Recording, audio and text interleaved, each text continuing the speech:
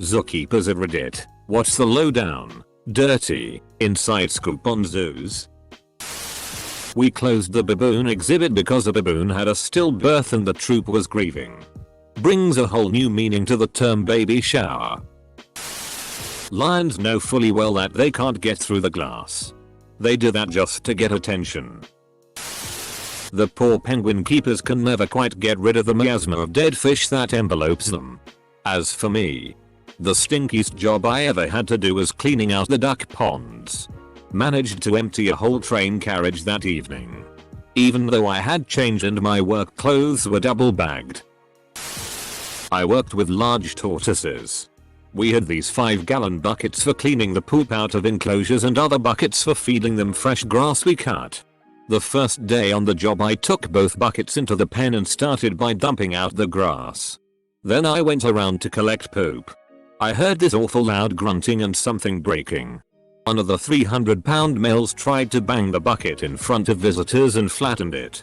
He would even follow me around just in case I might leave more innocent buckets unattended. Tortoise. If I see a bucket.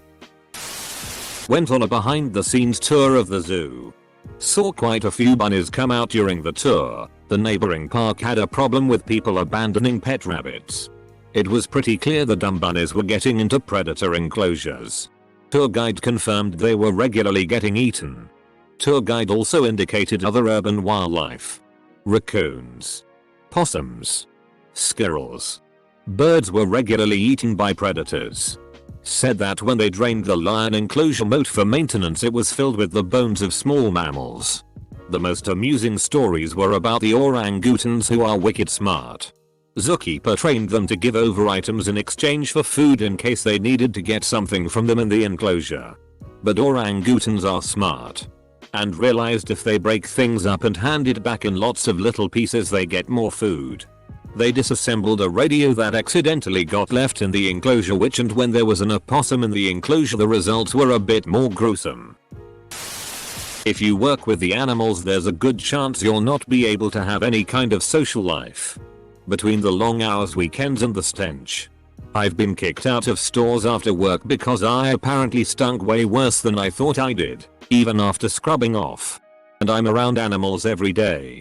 But I still can't stand when otter-celian keepers are around me in all hands meetings.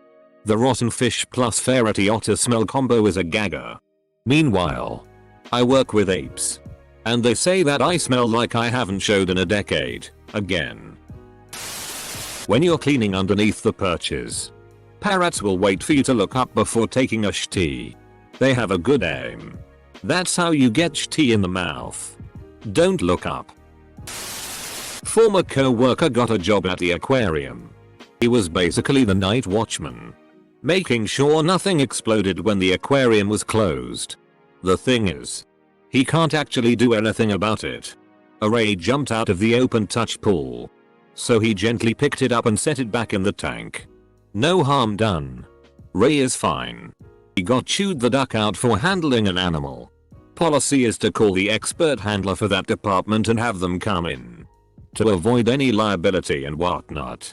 By the time you get them to pick up the phone at 3 AM. Get up. And drive into the city it'll be like 40 minutes at best. Assuming they came in at all. So his job was really to just stand there staring as the animal suffocated. He ended up quitting when he tried to call out sick because he had the flu so bad he literally couldn't stand up straight and part of the job was to walk the narrow hanging walkway over the largest tank in the world. Which includes sharks. Alone. At night. And they told him to come in anyway. Not quite a zookeeper but in training to be one.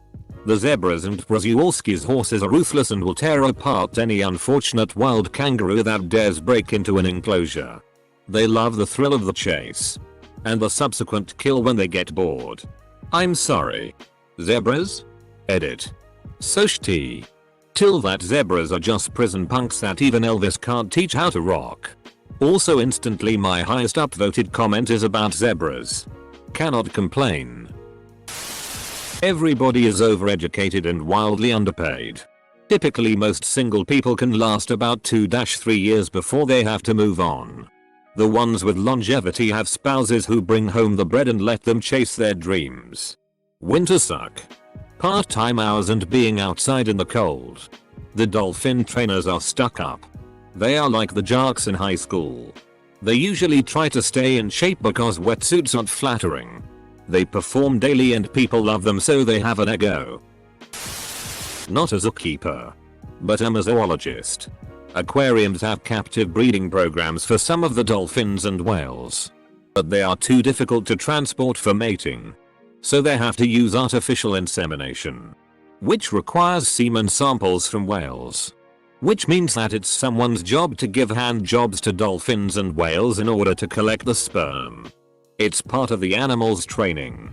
And the whales will roll over and present their genitals on command.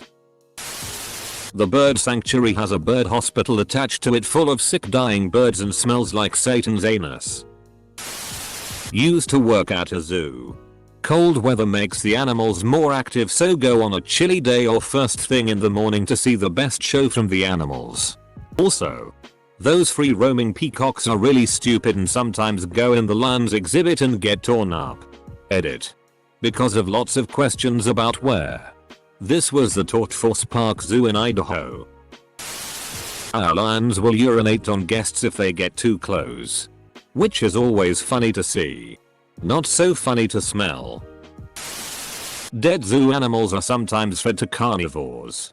There's a farm zoo in the UK that uses crocodiles to get rid of dead cows. The owner once said he'd like the same end when he dies. The amount of dumbasses who complain to management about paying to go to the zoo, then not seeing any animals is unreal. Like, what do you want us to do? Go in there with sticks and chase them out of their hidey holes? Sorry buddy. Not going to happen. Our camels will spit if you PSS them off. And it's not just saliva like most people think. You really don't want to upset our camels if you have any plans the rest of the week. Please and thank you. The path to being a keeper is rough. It can literally start with working a concession stand at a zoo with a college degree making minimum wage. And the path to mobility being talking to the other keepers to the point they'll let you clean the cage of the animals they keep. Do that a few years and hope that position opens. Not necessarily one that you want, but any. Because getting in the door is hard. High demand. Low supply. It is a job where you really need to love the work and be okay not making much money. Source. Friend followed this path at a zoo that is known the world over. My mom worked at a zoo when I was a kid and there were some things that were kept under wraps. For one, a hyena escaped once and they had to track it down. Also, a pack of dogs got into the zoo and killed most of the wallabies. The worst story was that a group of teenagers broke in the 80s and pulled the legs off of the flamingos. That one always really bothered me. Jesus Christ, what the duck is wrong with people? I used to volunteer weekly at a large zoo and at one point management started doing monthly dangerous animal escape drills. Someone would run around in a lion onishi and we'd have to react as if one of the large animals had escaped. It was hilarious, but one of the funniest things I was taught was that if an incident did occur you have to tell the nearby guests to get inside only once. If after that they refused to follow you indoors, the protocol was to hole up in the large activity center buildings. You're to leave them there. Go inside yourself and lock the doors.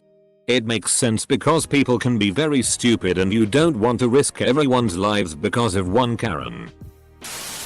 Wife was a zookeeper in Dallas. Safety protocols for when a large, dangerous animal escapes its enclosure dictate that you lock yourself in whatever room you can get to quickest and grab the nearest weapon. Which, for most zookeepers, was a broom or rake for cleaning up animal poop. Lion got out of an enclosure when I was at the zoo on a field trip.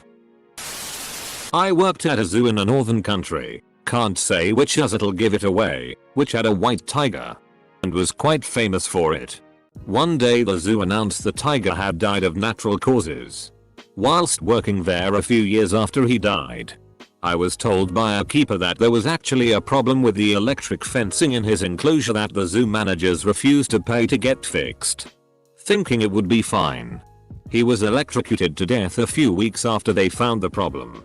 They covered the whole thing up by saying they weren't sure how he died, but that he was old. It's still a zoo secret to this day. Not a keeper, but worked at another zoo for 6 years.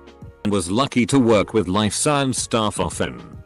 In the case of that zoo, and it isn't unique, keepers are required to have a bachelor's degree and make poverty wages. Treated like shitty and paid like shitty because there are always new young graduates that want it as their dream job. Pseudo-intellectualism is used to create a strict hierarchy between the majority of the keeping staff and the few in management and leadership. How something may look for a paper or philanthropic effort takes precedent to actual animal welfare. There was an intense in-group culture to ingrained illusions of grandeur about sporadic, piecemeal wildlife conservation efforts being done. The keeping staff mostly stayed sane by making truly deep relationships with the animals they care for. These animals are definitely loved and treated the best those individuals can, despite frequently terrible decisions and mandates from leadership. Be careful walking by the open-air monkey enclosures. Because poop isn't the only thing they'll fling at you. It's like that scene from Silence of the Lambs, when Clarice is going to see Hannibal Lecter. You know the scene I mean. Only much worse. Edit 1. Source: worked at a small local zoo as a teen for a summer. Primarily in the primate enclosure. I've seen things. Man. Unspeakable. Horrible things. Edit 2. Before you ask. Yes. Yes they did. Yes I have. Barf. Not a zookeeper, but worked in a zoo's warehouse for a couple years. Next time you go, ask someone which animals are killed on sight in an escape. The answers will surprise you. Lions and tigers are typically on the track and capture list. But a jaguar the size of a golden retriever is COS. The zoo I was with, the 2 jags were the only animals on site that were on the shoot to kill list. Even the silverback was the trank first list. Edit to answer why. Jags will kill for sport. And if they escape they will claim an area as their own. Then hunt and kill anyone in that area that they perceive as a threat to them or their food. All those videos of jags rubbing their paws on the glass near children? They weren't hungry. The kids just looked fun to kill to the jag. I worked in 2 completely different departments, elephants and neonates. But the drama between keepers was insane in both. Like, attempted murder level insane. We didn't have mad drama, but damn near everyone had slept with everyone. There was a girl from birds that cheated on her boyfriend who was also birds with a guy on small primates. It turned into a whole thing with everyone having an opinion. There's no dirty secrets as far as shady practices or anything. But if you mean literally, oh yeah, it's dirty. I cleaned up over 100 pounds of catch tea just today. And even after I showered, my husband still says I smell overwhelmingly of cat pee.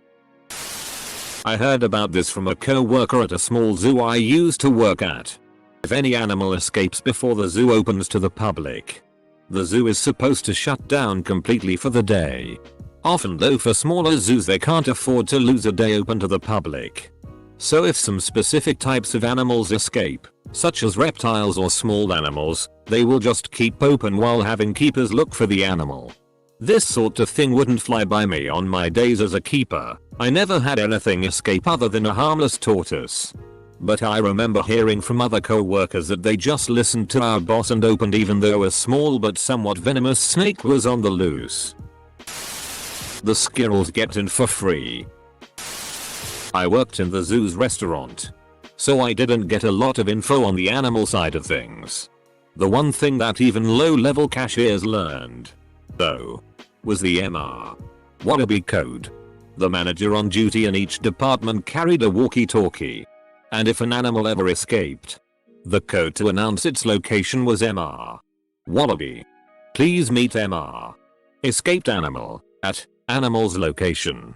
I kinda hoped we'd have one with a small, harmless animal that would be easy to catch again. Just to see the excitement. Making chicken salad sandwiches all day got a little monotonous. I spoke to a zookeeper at the National Zoo in DC. We were watching another keeper inside the cheetah enclosure and I asked him about the danger involved. He said a cheetah is harmless to an adult human because it only hunts smaller creatures. I asked which creature was the worst to go in with, expecting hippo, elephant or croc as an answer. Without hesitating he said zebras, then leaned close and whispered they are the biggest assholes. They will bite and kick for no reason. I still think it's hilarious that off all the teeth and claws out there, it's stripped donkey horses that are the worst. And what do you do with all of the poo from all of the animals at the zoo? Andu's book doesn't actually answer the damn question. I know some zoos shape it into these little animal poop statues that are then sold for people to put in their garden so they fertilize the soil as they melt. I volunteer at an aquarium and the people always ask about whether the sharks that are in with the fish ever eat the fish. Officially we say we keep them well fed enough that they don't. But on more than one morning on my initial walk around I have found remains of fish that definitely weren't feed fish. On a particularly memorable occasion I found the head of a large porgy just sitting on the bottom. A diver went in and got it before guests arrived. Zookeepers are expected to have degrees and like 5 years of practical experience before they're employed, and then they're paid basically minimum wage. The most dangerous feared animal in case of an escape is not, as you may think, lions, tigers or other large carnivores. It's the chimps.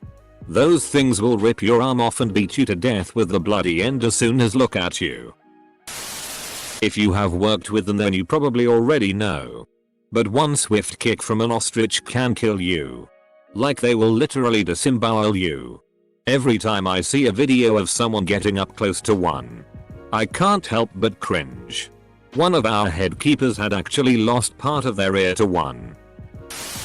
But have received a few tips from more knowledgeable people. Go to the zoo on a cool day. On a nice sunny day all the animals will prefer to stay indoors or out of the sun. Wear black clothes. It's much easier to see and photograph through glass when your own reflection isn't getting in the way. Get there early and immediately move to further reaches of the zoo. If you're ahead of the crowd you'll see more interesting behaviors as the animals won't be so bored of people yet. Flamingos are territorial assholes. Not a zoo, but I worked at a local science center as a part-time guide. And one of our most popular exhibit was this incubator with baby chicks. We were told to tell visitors that the older baby chicks would be sent to schools as classroom pets or to the petting zoo. In reality, we did send the chicks to the zoo as live animal feed for the snakes and other carnivores. Hippos use their tail to fling their poop everywhere. Stay out of their splash zone. The job is 24/7. Even where you're not working, you're still working. And it's like 90% cleaning poop, pee and food leftovers, food containers and buildings. And answering some very dumb questions such as, is the cheetah right there the youngster of a lion? Full stop. That kind of question truly make you understand how dumb people can be and how much they need to be educated about wildlife. If you're working with small primates, you will be peed on at least once in your career. Birds can show love in a quite painful way, but you still love them because they are way smarter and amazing than most people know, and you always watch you back and never turn it to some species. BTW. The skin between an hippopotamus nostrils is super smooth under the hand, but yeah. Don't pet them for no reason XD. And sometimes, you will just have to stand in front of an enclosure for hours in order to monitor your animal's behavior. They like to give this job to trainees interns. The pay is shittier than the job itself. Worked in an animal refuge in Bolivia. We were told on our first day not to let the tapir turn its back on you. Forgetting that vital piece of info. 3 days later I was filming the tapir as it starts to turn its back on me and my friend. Before we could react, its schlong did a 180 and projectile cummed all over my phone and gaping mouth. We couldn't get rid of the smell for days. If you ever come close to a tapir, do not let it turn its back on you. Coming in a little late, but I was a zookeeper for roughly 6 years. The inside scoop that most guests don't realize how little most zookeepers are paid. It's a field that quite often suffers from the same fate teaching, at least in the US, share. Lots of highly motivated, passionate people who are willing to deal with low pay in order to do what they love. I can name quite a few of my past co-workers who have left just because they simply couldn't afford to live with such a low salary. Ferrets are bitty dickheads. Bactrian camels are bitty dickheads. Most dromedary camels are bitty dickheads. With the exception of 2. All zebras are bitty dickheads. Giraffes are relatively chill. Until they aren't. And then they will headbutt you to hell if you aren't careful. Elands are stroppy, stampy, stabby dickheads. Hippos are ducking sociopaths. Gorillas are chill. If they get stroppy, you need to duck right off away from them. Horses are bitty dickheads, including a co-worker's nipple. Old dromedary camels are massively bitty dickheads. The teeth scars all around the top of my head from being picked up by one prove it. At our place, everyone was ducking everyone else. Everyone hates everyone else. Lion rangers are egotistical dickheads. Wolves are fairly chill. Film crews who rock up for a few days and want you to make the animals do interesting things need to be fed to the bitty dickheads. Just because you've got tits and blonde hair and a spot on TV doesn't mean you can turn the safari park into Billy Ducking Smart Circus. Don't accept community service at a zoo as an alternative sentence. If you committed animal abuse, you'll be better off in jail. Knew a Dumbus who kicked a neighbor's dog out of anger. Got the choice between 3 months in jail or 500 hours of community service at the zoo. He chose the zoo. And predictably, those zookeepers made his life hell. Made him sift through the zoo restaurant's dumpsters to look for recyclables, with only thin gloves on. Made him sift through 1,000+ pounds of tea looking for guests' lost items that could have been thrown out. Made him do paperwork in a room adjacent to the penguin waste dumpster where he said you could taste the rotting fish in the air.